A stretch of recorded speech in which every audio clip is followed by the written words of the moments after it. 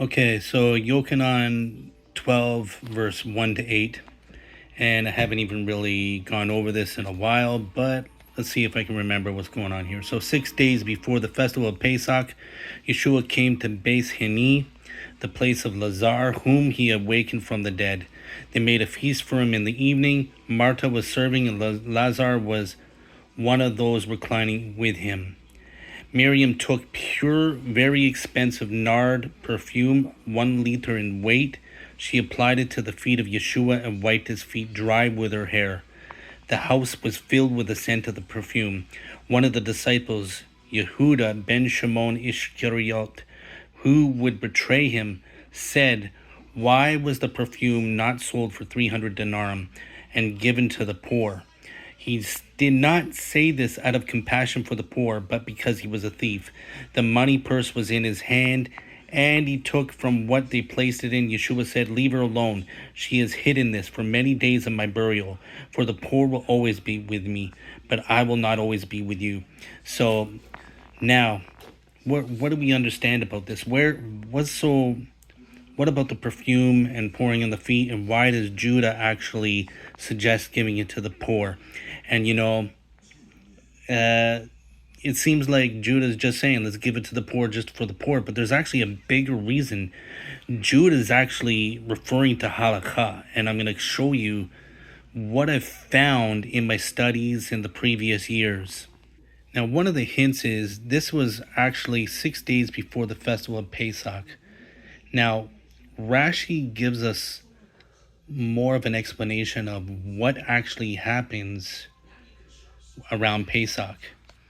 In Parsha Kisavo, he says, the festival upon which the tithes are finished, this is Pesach. So Rashi talks about tithes that are finished. And what is he talking about here? And if we scroll more down, he says, this is the first tithe.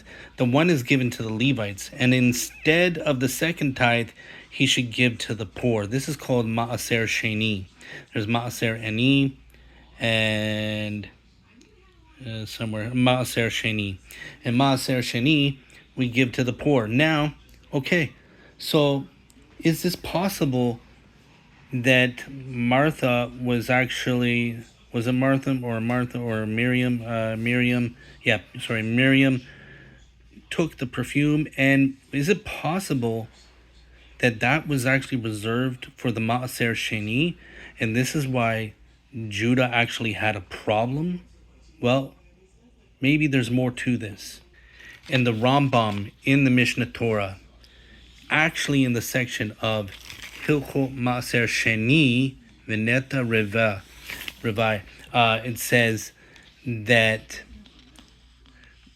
he talks about the second tithe. It says in chapter 3, verse 10, the produce of the second tithe may be used to eat and to drink, as implied by Devarim 14:23, as you shall eat before God your Lord.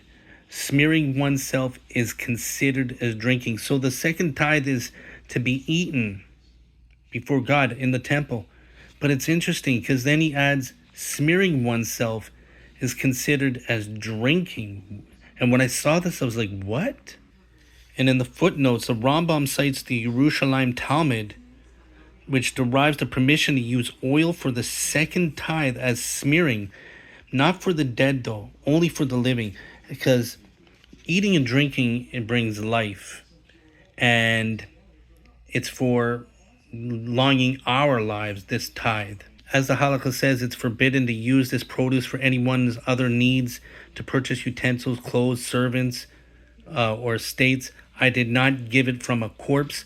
I did not use it to purchase any object that does not maintain the body. If a person uses this produce for other purposes, other than a mitzvah, even for a mitzvah, he uses it to purchase a coffin or shrouds or any abandoned corpse, he must eat other food in place of it, according to the laws governing the second tithe. So he can't use it for dead things. He can't use the tithe even for like a TV or something that's just non-beneficial for living. You can't use it on dead things that don't sustain life. And so what's interesting is Martha, she uses this oil And Yeshua says that, here, leave her alone. She's hidden this for the day of my burial. For the poor will always be with you, but I will not always be with you. And what did Martha know? That Yeshua sustains. He gives life. This is the Zaddik. And this, I believe, is the deeper secret of why Martha used oil and smeared Yeshua's feet. And this is why Judah rose up and said, shouldn't we be giving it to the poor? And I truly believe this, and I've never seen any other commentary or anyone else explain it like this. But from my findings and my research, I truly believe this is the context.